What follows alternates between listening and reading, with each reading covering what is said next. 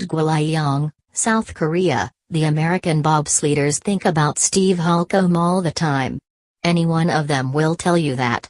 Holcomb was the face of their sport, the one who lifted American bobsledding from on the cusp to gold medal ready. And he took the time to teach others how to keep it there.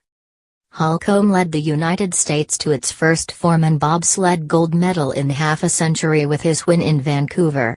He led the United States to a bronze in Sochi. As the foreman bobsled event ran the first of two heats at the Olympic Sliding Center on Saturday, he should have been there, too. If he had been, things would have been different.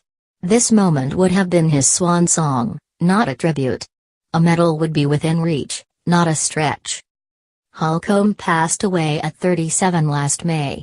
He was found dead at the Olympic Training Center in Lake Placid with a blood alcohol level of 0.19 and a sleeping aid Lunesta in his system.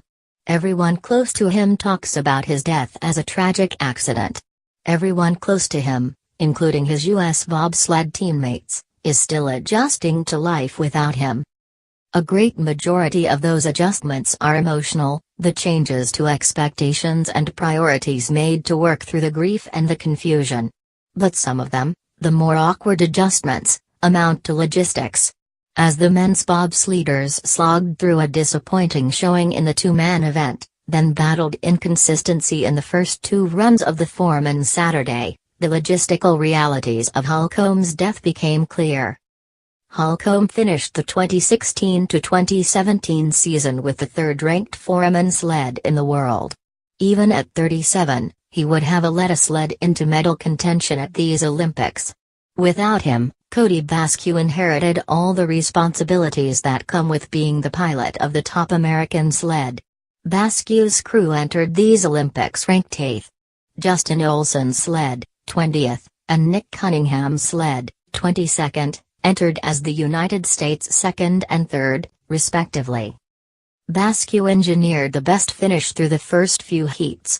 His sled will begin the final day in 9th place, though he had hoped his team would be closer to the top 5.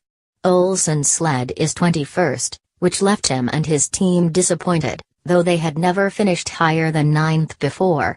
If they are outside the top 20 after their third run Sunday, they will not qualify for a 4th. Cunningham's sled stands 20th, though he joked the clock was broken. With warm conditions and an Olympics worth of runs wearing away the track, many teams found themselves confused by their results. After what he thought was a solid second run, Cunningham looked up and saw a worse time than he expected. He wanted to toss his helmet in disgust. "Holcomb is the reason I didn't smash it on the ground," he said. He was very quick to forget a bad race because tomorrow is a new day. If I dwell on today, there's nothing I could do. He'd kind of teach me to just put it behind you. No one on this team is prone to excuses. Basque's sled includes 2 former college track and field athletes and a former NFL player. Olsen underwent an emergency appendectomy 2 weeks before competition started here and was on a treadmill 3 days later. His sled includes Nathan Weber, a Green Beret who trained for this event in the Sahara and while under mortar fire in Afghanistan, as well as Army Captain Christopher Fogged. All of them are elite physical specimens. None of the pilots, however they try, can approach Holcomb's racing acumen or his ability to navigate the pressures and expectations that come with the pilot's role. "Being a driver is not easy," Olsen said. "You just wear the pressure of everybody else. When you win, everybody's like, yeah, you did great, but the other guys did pretty good, too. When you lose, they're like, man, you suck." Holcomb wore those pressures with ease, and they will miss him, not just for his skill but also for his insights. Holcomb could read tracks and make adjustments, things Olsen said are not as easy as they look.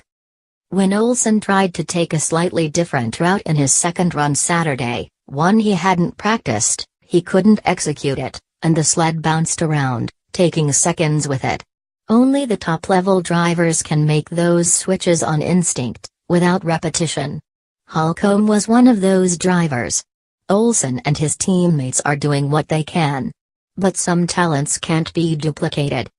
When Holcomb was in Pyeongchang for the Olympic test event last year, he told reporters then he had a good feeling about what would happen in these Olympics.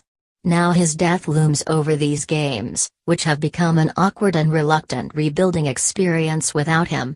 After 2 runs Saturday, these Americans could become the first American bobsled team without a sled in the top 10 since Lillehammer in 1994. This team has been through so much this season.